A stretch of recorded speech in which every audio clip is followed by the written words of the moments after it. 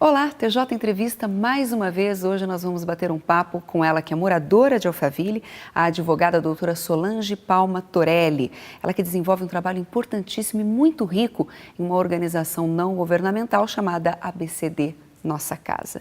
Doutora, tudo bem? Tudo bem, Adalgisa. É um prazer estar aqui com vocês. Eu agradeço a oportunidade. Muito obrigada. O prazer é todo nosso. Eu queria saber quanto tempo a senhora mora aqui. Há quase 18 anos.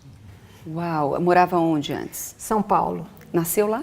Nasci em São Paulo, morava em São Paulo. De lá morei na Zona Leste, no Tatuapé. Depois fui morar em Pinheiros. Morei em Porto Alegre também. Porto Alegre, voltamos a São Paulo. E por eu ter morado em Porto Alegre num condomínio maravilhoso, eu falei, bom, eu quero morar num condomínio aqui em São Paulo. Eu lutei para isso, quero um condomínio aqui em São Paulo. Então viemos visitar Alphaville e para mim Alphaville era o paraíso. Era o paraíso. Então compramos aqui, começamos a construir, viemos para cá há 18 anos. A senhora disse era o paraíso, hoje não é mais? Depende. Dentro dos condomínios, por exemplo, eu considero isto aqui o meu paraíso. É o local onde eu posso caminhar à noite, não tenho problema. O único problema que eu tenho é com as corujinhas e com os morceguinhos, só. Mas não tenho problema nenhum, ando, não, enfim. Agora, virou um grande problema Alphaville, porque cresceu de uma forma desordenada, o pessoal não se preocupou em tantas construções, tantos empreendimentos comerciais que estão aí também para vender, para alugar, não se acontece nada também, está tudo parado. E o pessoal, essa população flutuante hoje de Alphaville que é demais. Eu li aí há algum tempo que nós somos hoje aqui em Alphaville provavelmente uns 150 mil habitantes ou 170 mil. E temos uma população flutuante de mais uns 180, 190. Conclusão, nós estamos com 300 mil pessoas aqui em Alphaville. Pode ser o paraíso? Hoje? Bom, a senhora disse que morou em São Paulo, morou em diversos lugares, a senhora nasceu em São Paulo. A advocacia sempre foi presente na sua vida? Sempre, desde muito criança. Quando criança, eu me inspirei muito num personagem que não é da sua época, mas era um personagem chamado Perry Mason. Era um advogado e eu adorava aquilo. Eu gostava de ver aquilo. E como eu sempre fui muito contestadora, uma pessoa que sempre gostou de lutar muito, eu precisava saber quais os caminhos. E direito é uma coisa que te faz isso, né? Faz você conseguir ver tudo que está ao seu redor e todas as vírgulas como são colocadas, porque uma vírgula mal colocada em direito, você pode se perder. Então, aquilo era fascinante para mim. Porém, eu não fiz só direito. Além de tudo, eu sempre fui uma pessoa muito família.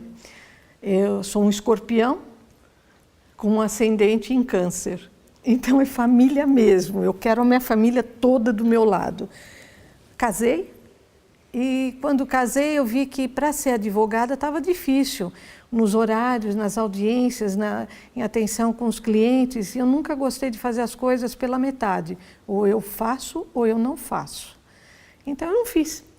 Eu falei, eu vou aproveitar de outra coisa que eu tinha feito também à época, que era ser professora. Eu lecionava. Então eu fiz o curso de normalista, de pedagogia, fiz a faculdade de música também, educação musical. E aí fui ser funcionária pública por algum tempo, até que meus filhos nasceram. Nasceu o primeiro filho. Quando nasceu esse primeiro filho, eu falei, não, mãe é aquela que cria. Sempre foi na minha cabeça isso. Aí eu cheguei onde eu já era uma funcionária pública, falei, estou fora. Então, desculpe, fui embora. Então você larguei o profissional por um tempo? O profissional naquela época. Para se dedicar à maternidade filhos. E à maternagem. Eu era mãe e queria criar o meu filho. Eu queria estar com ele o tempo inteiro, ver tudo o que acontecia, desde o primeiro beabá, desde os primeiros passinhos, enfim, eu queria estar junto. Porém, eu precisava também trabalhar um pouco, porque eu tinha família, tinha alguma coisa. Então, como é que eu ia fazer? Se eu não podia sair, não podia... Então, resolvi o problema fazendo em casa. Eu dava aula em casa e tocava fora também. Dava aula do quê? De piano. Ah, de piano. Então, peraí, vamos entender. Você se formou para ser professora. Parece Também. que, paralelamente, você também estudou, porque seu pai era advogado, certo? Meu pai era. Então, e ele também te incentivou, além de se formar como professora, de também cursar um colégio, um técnico em contabilidade. Também. E o papai, além de advogado, ele teve 4 escolas. Então, eu fui criada nesse meio da educação. Entendi. Então, foi muito fácil ser professora. E falar, bom, a minha carreira de advogada hoje vai ficar parada. Por um tempo. Eu deixei lá estagnada. Parou e fui ser professora dentro de casa, onde eu podia cuidar dos meus filhos e atender. Cheguei a ter 80 alunos em casa. Uau! E quantos filhos a senhora tem? Hoje eu tenho 2 filhos. Já sou avó, inclusive. Já tenho um netinho. Já tenho um netinho que foi a coisa melhor que aconteceu o ano passado. E tenho 2 filhos formados também, economista, jornalista. Tenho um jornalista e tenho outro que é administrador de empresa, que hoje mora em Los Angeles. Entendi. É assim. Mas resolvi, dessa forma, durante 22 anos, você vê que eu esperei mesmo todos eles crescerem, acompanhar, levá-los à faculdade no primeiro dia de aula eu levei à faculdade e disse naquele dia, aqui acabou a minha missão, chega, daqui para frente vocês têm que seguir. E foi feito assim. Mas aí a senhora de repente sentiu falta de criança e por isso começou a desenvolver um trabalho belíssimo Foi aí que no terceiro setor. Exatamente, porque não adianta você vestir um santo e desvestir o outro. Eu sempre fiz muito trabalho voluntário, desde muito jovem, desde criança. Isso desse trabalho no terceiro setor, as pessoas têm que estar muito envolvidas desde muito cedo. Isso tem que estar aqui dentro, senão não faz, é difícil. Então, desde muito jovem, eu fazia esse trabalho voluntário com a minha avó. Minha avó era uma pessoa que trabalhava fazendo enxovalzinho. Imagina, eu estou falando de 1960. Ela fazia enxovalzinho e levava comida para as famílias carentes. Eu achava legal isso. Eu ajudava a chulear, porque eu me formei também em corte e costura. Então, eu ajudava a fazer isso, sabe? Fazia essas coisas para ela. Mas não estava muito em mim aquilo. Eu sempre achei que a gente não estava ajudando, a gente estava dando as coisas, e não pode dar as coisas. A gente tem que gerar oportunidades. Com meu pai, então, eu aprendi o contrário. Foi bem legal isso, porque com ele fazia assim para mim, nada de assistencialismo.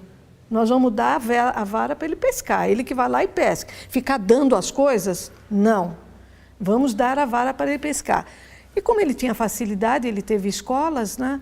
Nessas escolas, né? Hoje é obrigado, hoje por lei é obrigado você ter um número de vagas para pessoas de baixa renda. Você é obrigado a ter, mas naquela época não. Naquela época, o meu pai fez e dava as vagas para quem ele queria. Então, ele tinha escolas o quê? Ensino fundamental? Que na época a gente falava primário, ginásio e técnico, ensino técnico. Então ele dava e muitos se formaram e muito foram às faculdades.